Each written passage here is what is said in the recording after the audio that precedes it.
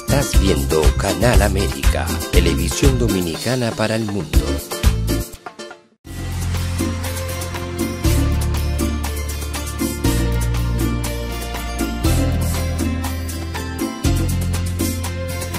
A Time for True show is sponsored by the office of Dr. Bernard Fialkoff, a periodontal, dental implant and laser specialist in New York City, for over 40 years.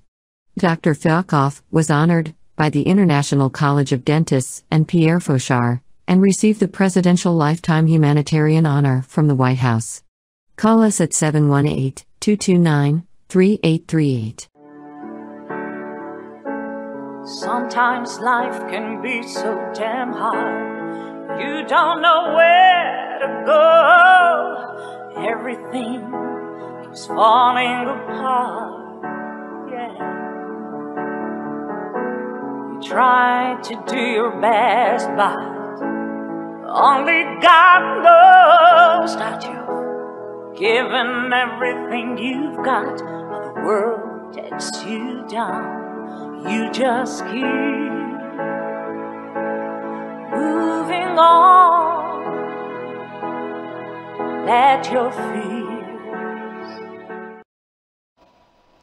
Welcome to A Time for True show. I'm your host, Dr. Bernard Fialkoff. It's a pleasure to have you back with us again tonight. And there's been a lot of activities and a lot of situations occurring really across our world. And they're very disconcerting, upsetting, anxiety-provoking, and something that we need a solution for, something that we need to resolve. And that's the bigotry, the hatred, the prejudice that we're seeing in many, many sectors, communities, nations, actually really globally. Something that's afflicting us, a disease afflicting mankind. So today we're going to take a look at first, what is the current scene, examples of this. Then we're going to go into why is it happening, or how is it happening, and a different viewpoint on this. And then at the end we'll take a look at someone that you've all looked up to, and a reality that occurs with all human beings, and something that's being, I think, overlooked by so many, that's such a vital element in resolving this problem and having a different viewpoint. So let's begin first by looking at this prejudice. Why is it existing? And let's put an image up on the screen, because we happen to live in the United States of America. And in the United States of America, we have, as George Washington quoted back in 1790, that the government of the United States of America gives bigotry no sanction, to persecution no assistance, which is a very clear statement of the stance of a country based on freedom. Let's go on to the next image, and we have to take a look at who we are as citizens and inhabitants of the United States of America. We are symbols of freedom, democracy, rule by and of and for the people, not just for one creed, but people signifying all creeds, all religions, all races. And if we look at the history of the United States of America, why are we that symbol? Because we have immigrants come to us from all over the world. And the Statue of Liberty signifying the hope as they sailed into the harbor in those days. They didn't fly in. And as they saw the Statue of Liberty, they realized they reached a land of hope. And so this is a symbol that we are, as Americans all, regardless of our race, creed, original origin, religion. I myself was born in Cuba, of European descent. And communism came to my country, Cuba, and I was very lucky that the United States existed, and that there was no prejudice against me, and that I was allowed to enter this country, which I am so grateful for, and why I'm doing this show.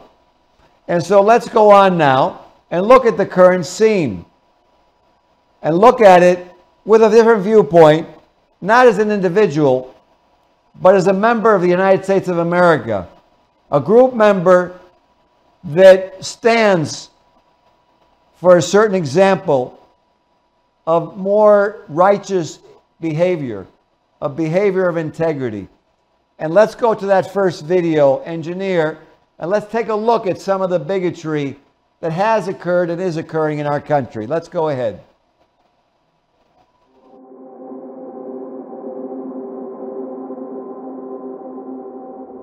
You do know black people have been beating up Asians for years, right? In China, it's normal to act racist towards black people. The difference is Asian people don't usually confront people and announce their views and opinions out loud like a lot of racist whites would, so it's not as well known. People are protesting for black lives, but now they're using this as an excuse to target the Chinese community. I won't totally call it racism. We don't think they're inferior humans.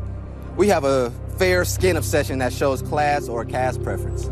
Those were just a small fraction of the comments we've seen and even received on social media, illustrating the tension between the black and Asian communities. These are highly divisive times when Asian Americans are being targeted from coronavirus-related hate, discrimination, and violence, as we've reported in recent months. And when the Black Lives Matter movement has been reignited as black people continue to die at the hands of police officers at disproportionate rates, the anger and frustration between the black and Asian communities can't be ignored. So we wanted to explore how we could be allies for each other, how we could combine forces and make positive change that benefits us both. But first, we must understand our long and complicated history. While there is sometimes anti-Asian sentiment and otherness we feel in interpersonal relationships or encounters on the street, for example, that is very different from the anti-Black, multi-generational systemic violence that's happening. Bianca Mabute-Louis is an Asian American studies educator and says historical context is key. But I really try to frame these conversations against this oppression Olympics because, again, it's not helpful, and try to frame for them like that's how, you know, these systems and these white supremacist leaders want us to think. American black history is different from other minorities because of slavery. As you move further up America's timeline, though, Mabute-Louis says black and Asian communities often found themselves in interconnected struggles.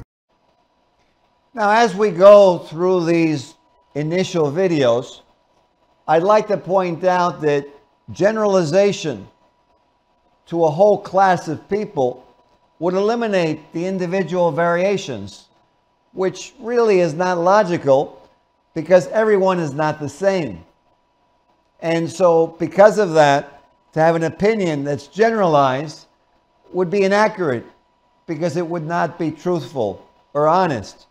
And it would be more of a jaded or fixed idea rather than a truism or scientific validity.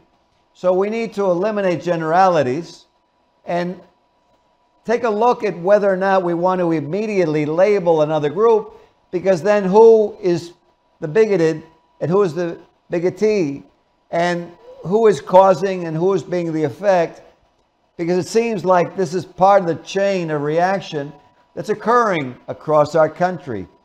This generalization and this pointing of fingers. Pointing of fingers never leads to responsibility. So we need to take a look that what are we all trying to do is to survive and realize how much each group does for one another. But let's first again look at the negative side, but realizing that there's a positive side. And let's go on to the next video. And this video will be bigotry and prejudice of a different nationality and a different culture. Let's go ahead with video. So in addition to the hate-motivated killings being up, we have other crimes that are rape, murder, robbery, and destruction of property. And so in 2019, there were 527 anti-Latino crimes. And so that's an 8.7% increase from 2018 when they were 485.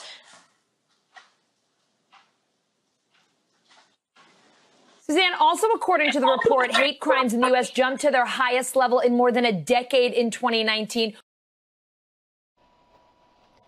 And so there we see hatred for Latino. And as I said at the outset of the show, here I am, a Cuban-born American. So, but do I look like a Cuban-born American, or is that prejudicial even to say that? Because Cuban Americans really were all colors, all religions, all origins. It was like a little United States before it was destroyed by generalization and an ideology that didn't lead to democracy or freedom, called communism. So let's take a look now is how this relates to another actually trait of mine, being a Jewish man, being a Polish, Cuban, Jewish man, married to a Venezuelan, Latin, Catholic woman. And obviously, I was always very open, realizing that we're all living on this planet, and that what are our similarities rather than what are our differences. But now let's take a look at what's anti-Semitism as a Jewish man, and let's present this, but you notice I'm presenting it not with pointing fingers, but as a doctor and a surgeon. Let's look at this logically and scientifically, and not just with fixed ideas. So let's go on to the next one, and some of the horrific things that have been happening in Israel, in Palestine, in the Gaza area. Let's go ahead with this video.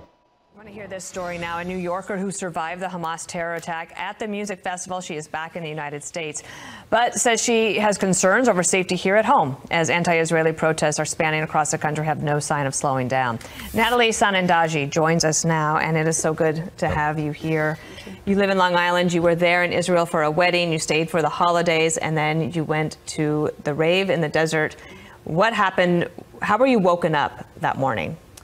Well, I arrived to the festival with 3 friends, and we arrived at about 1 a.m. We decided to take a rest at around 3 and wake up for the sunrise of the festival, which was supposed to be the most exciting part. And I was woken up by one of the girls from our campsite. She woke us up at about 6:30. She wanted us to just be alert and to understand what was happening. The way she described what was happening was kind of surreal. What did she say? She came up to me and she said some rockets have been intercepted overhead, but everything should be fine. This is normal for the area that we're in. Hopefully the party will continue. Just try to imagine anywhere else in the world where kids are at a festival dancing and suddenly rockets are being intercepted overhead and they react in such a calm manner. That just goes to show how much this is a reality for Israeli citizens. And you knew that things were different when the music stopped. Yes. So after a few minutes, we kind of waited to see if the rockets would stop, but they just kept coming one after the other. Security shut off the music and asked everyone to evacuate to their cars. That was probably the first time I saw the Israeli kids get a little bit nervous because, like I said, at first they thought this was just one of those other normal occurrences where it's a few rockets, then it stops. We were asked to evacuate. I mentioned that originally when we were evacuating to our cars, I had asked my friends if I could go to the bathroom because we figured it was just rockets. We'd be stuck in traffic for a little while. Everyone's trying to leave at the same time. And I figured I would go before we left the campgrounds. That occurrence didn't register in my head as a big occurrence throughout this whole situation until a few days ago when a video had surfaced of the Hamas terrorists going to those exact bathrooms moments after I was there and just shooting at every stall, trying to kill anyone who was inside. That was one of the first times that it really occurred to me how close I was to death. You walked, you said from like 6:30 in the morning when you're awoken. You don't know that you're actually safe back in your family's home, or the family friend's home until 1 p.m. So those were many, many hours of terror. Then you find out all that's happened. So now you're back here in the United States. You're watching all of this unfold. I'm sure you're glued to the news. There's so much of it. There's a lot of grief. There's a lot of anger. There's a lot of passion, and there's a lot of demand for Israel to do something to make sure that Hamas could never do this again. I'm curious about, you're a young woman here in America. When you see these protests, how do you feel personally about it? It's upsetting, especially seeing the protests happen on college campuses of these protests are created by children who are supposed to be well educated. And it seems that they're not educated at all, at least not on this subject. If they think that this is a fight between the Palestinian people and Israel, and that what Hamas is doing is going to free the Palestinian people, then they're just so wrong. They're just so misinformed. This isn't a fight between Israel and Palestine. This is a fight between Israel and Hamas, a terrorist organization who is just as complicit in the deaths of innocent Palestinians as they are in the deaths of innocent Israelis. They're putting the Palestinian people in harm's way. They're using them as their own human shields. Their agenda is not to free Palestine. Their agenda is to wipe out Israel and the Jewish people. So you think they're missing the point? Yes. The larger point is Hamas, and it's not about the future for Palestinian people. So now, very interesting viewpoint that we're going to highlight with a video that I'm going to play for you. Because humans, and as humans, we have emotions. We can get upset, we can get angry, we can cry, we can get antagonistic. Those are traits of a human being. We can also be happy, we can get sad. But what is often overlooked is what causes it, the real cause, not the apparent cause, and is there a benefit to some other party? Because as you noted, as in her talk, she was saying that the conflict is not really between the Arab and the Israeli, but between the terrorists and the Israeli. And really, if they look at it, possibly endangering their own people, if you could look at it that way. So let's put up an image now on the screen that's very important to take a look at, because I could present, and anyone could present, many, many different factors. But this next image that we're going to show you is important to take a look at. And if you can put that up, engineer, and that has to do with logic versus emotion. And engineer, if you can put up that image for me, and we'll get that up on the screen that comes after the, here we go. Thank you so much. This is very interesting from Samuel Johnson. Prejudice not founded on reason cannot be removed by argument. So we know we're trying to survive. It seems like there may be some other party that's benefiting by all of these conflicts, because you see it's generated between many different people. So who is getting more control by doing so? Who is benefiting maybe by selling different things that are necessary because of the conflict, insurance policies, guns, appropriations, legislations? Who is gaining? Who is losing? Really, in reality, when we go into division, don't we lose our unity and lose our freedoms? Because it's dependent on us having a relationship. So let's take a look at a video now that I'm going to show you. This video will go over something called the third-party law. Let's play the video.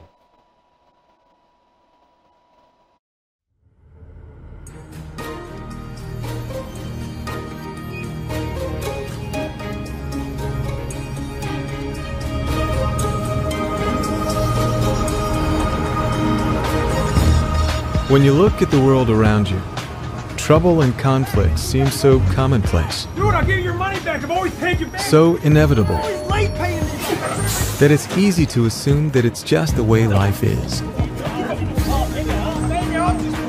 No, you're crazy. Take it back. I don't want it. What the hell am I going to do with jalapeno? But it's not natural for friends or colleagues to quarrel or deteriorate into open hostility. Break it up. Hey, break it up. Break it up. Hey, what is wrong with you? What is wrong with you? Break it up. Or for a husband and wife to constantly be at each other's throats. And it's not natural for conflicts between nations to simmer and then explode into open warfare.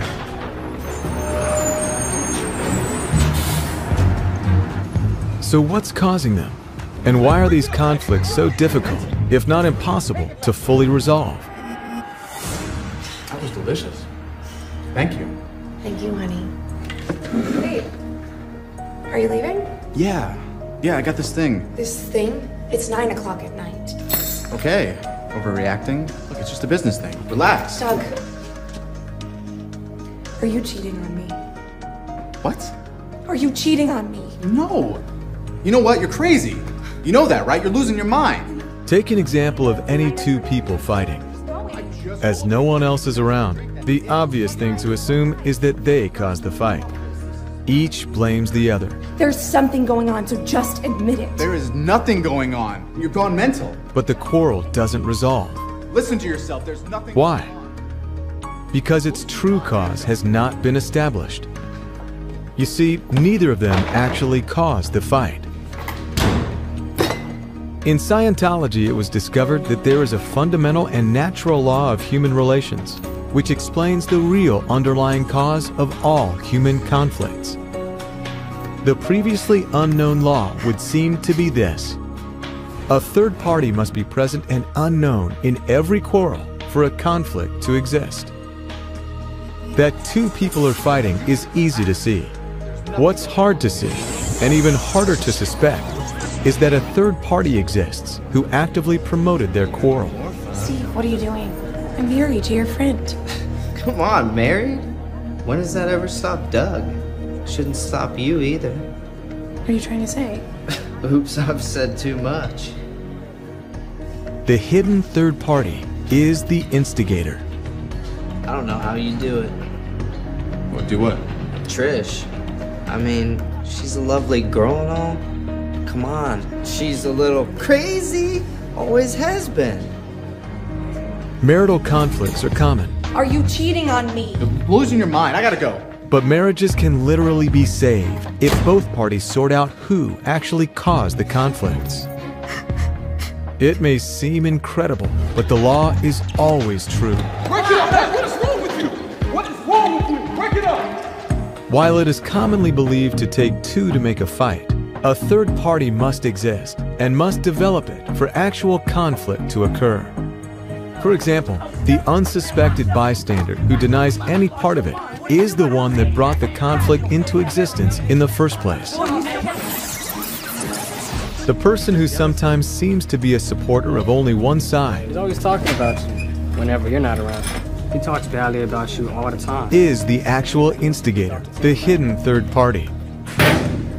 Really? What do you do about it, man? For a quarrel to occur, an unknown third party must be active in producing it between two potential opponents. Now that isn't to say that there aren't bad conditions in life that can cause conflict. Of course there are. But these can usually be fixed by talking them through. Will everyone just calm down?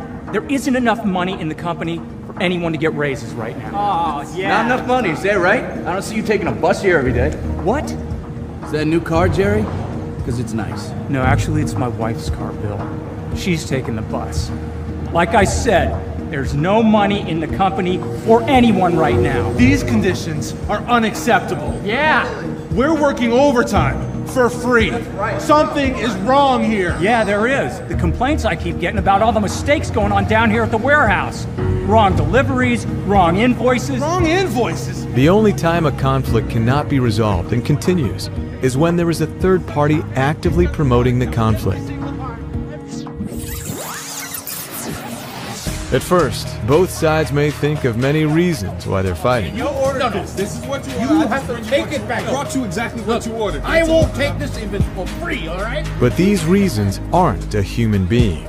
You're looking for a third party, an actual person. Did you see his new car out in the parking lot? No, I get here before him. Yeah, well, the way I see it is, if he can afford a new car, then he can afford to give us all raises. Am I right? Totally. Damn straight. There was trouble with the invoices again. That grocer downtown, he sent everything back. What? How come the order was wrong again? Oops.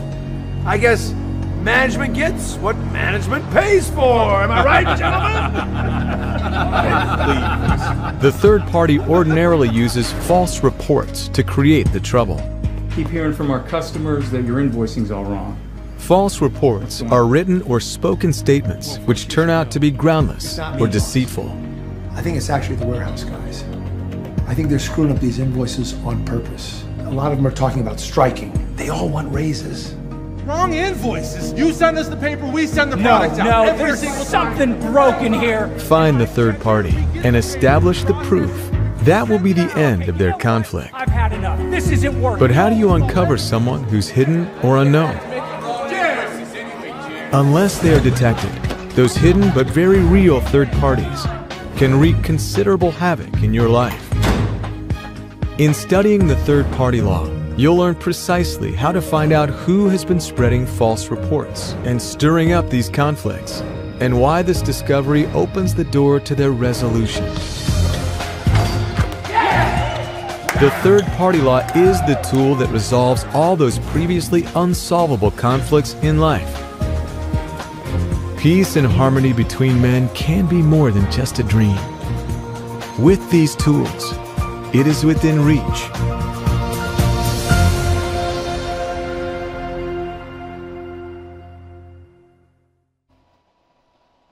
So there we go. And if we go to the next image, what I want to point out then is we need to take a look at who is benefiting from all of these conflicts. Why is it these conflicts continue when in reality we actually get along fairly well? If you look in New York City, you don't see bombs going off and you don't see people shooting each other, rockets coming over. Yet we have all different races, creeds, religions in this city of at least 8 million people. Tremendous numbers of people, and yet we get along. Yes, there are problems. Yes, there's conflicts. But when you really look at it, what family, let's really be honest, doesn't have conflict? And the more you love each other, the more explosions can happen with your spouse, which I know you've all experienced. The closer you are with someone, the littlest thing makes a problem. But if you have a third person benefiting, maybe they like your wife and they want to be married to her. Maybe they think your husband's a good provider. Let's take this to a national level.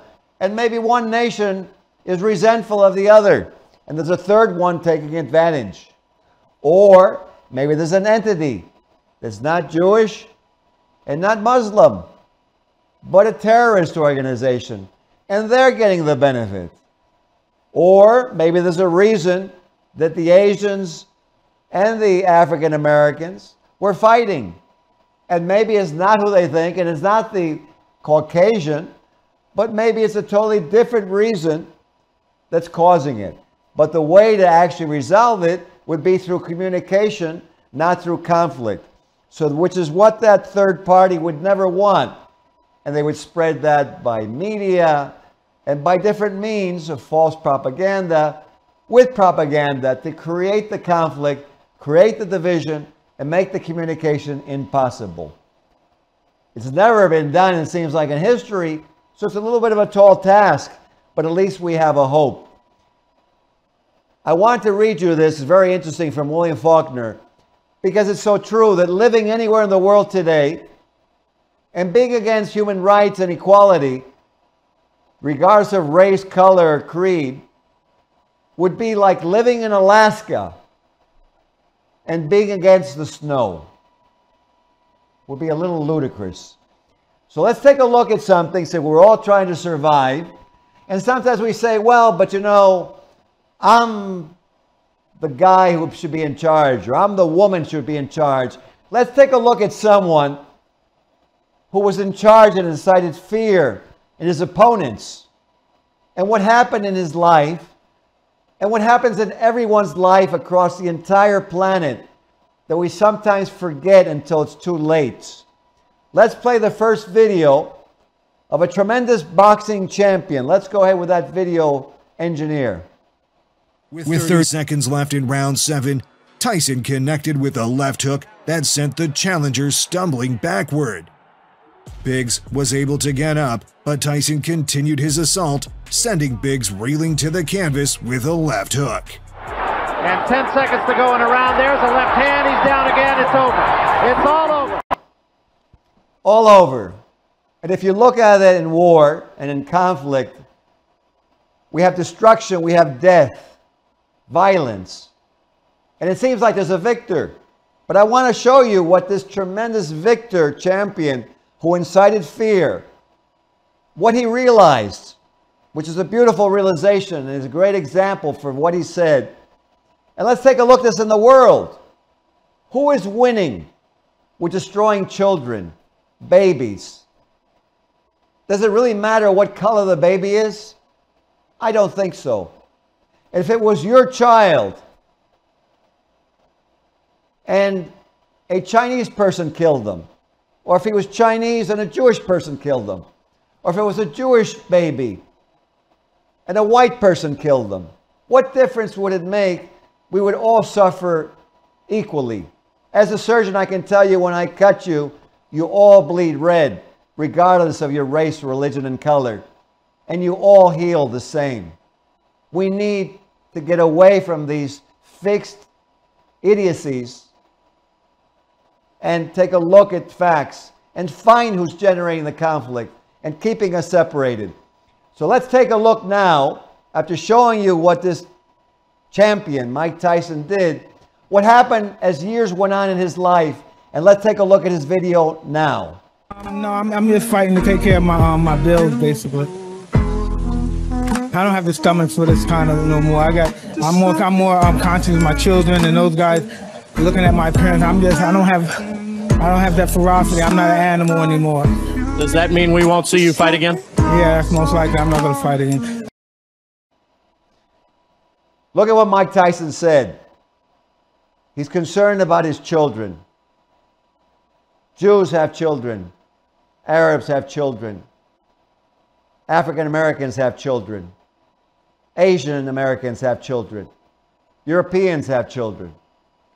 He didn't want to be an animal anymore. You couldn't have been more macho than Mike Tyson. But then he realized that what was the purpose of destroying other people? He didn't want to do that anymore. It's time for the human race to wake up. We have no more time to waste on idiocies with the amount of power technologically we have to destroy each other and the planet and the air and the animals. We need to take a look at the miracle of life and actually change. So let's put up something. It's a beautiful quote from a great man that when I was a little boy I looked up to, Martin Luther King. Please, engineer, put that quote up on the screen regarding all of this prejudice, bigotry, destruction, killing, conflict, globally, community-wise, across our country. Let's put up that video. There we go, that image, I'm sorry. Martin Luther King. Darkness cannot drive out darkness. What is darkness? Destruction, bombs, death, dying, losing your child. Only light can do that. Human beings can generate that light. Hate cannot drive out hate. War cannot drive out war. A stronger man killing more people, Goliath, cannot drive out hate or eliminate it. We've tried the experiment. It doesn't happen. And in all our religions, and in all our Bibles, and all our spiritual philosophies, we come to the same conclusion as my friend Dr. Hong of the Foundation of World Love and Peace said, and as L. Ron Hubbard said about fully trusting each other and creating peace on earth, that hate cannot drive out hate. Only love can do that. Martin Luther King. He gave his life for humanity. I salute Martin Luther King and all the other great leaders who have fought for humanity. Now it's time for humanity to fight for itself and not watch another man get hanged, another man get put stretched on some kind of rack, to put on the gallows, to be blown up by explosions or killed in the night by terrorists. It's time for all of us as human beings to say, no mas. Let's take what Roberto Duran said, a tremendous champion also. No mas to hate. No mas to destruction. Let's bring love into our lives. I hope you enjoyed the show. This is not from the pulpit, but the emotion is from the heart. Let's have no more anti-Semitism. Let's have no more bigotry against blacks. Let's have no more racism against Chinese and Indians. Let's all realize our humanity. I hope you've enjoyed the show. And if you have a comment that you want to send, you can write to timefortruthshow@gmail.com. Thank you for tuning in and for being one of our viewers. Good night. This show was sponsored by A Time for Truth Foundation Incorporated as a community service. Sometimes life can be so damn hard. You don't know where to go. Everything keeps falling apart. Yeah. You try to do your best, but only God knows that you've given everything you've got, but the world takes you down. You just keep moving on. Let your feet